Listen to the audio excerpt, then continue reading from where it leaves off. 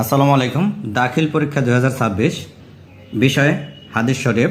1-এর খ, 2-এর গ, 3-এর খ, 4-এর ক, 5-এর গ, 6-এর খ, 7-এর ক, 8-এর খ, 9-এর গ, 10-এর গ, 11-র ঘ, 12-র খ, 13-র খ, 14-র ক, 15-র ক, 16-র খ, 17-র ক, 18-র খ, 19-এর ক, 20-এর খ, 21-এর গ, 22-এর ক, 23-এর ঘ, 24-এর খ, 25-এর ক, 26-এর খ, 27-এর ক, 28-এর ঘ, 29-এর খ, 30-এর খ,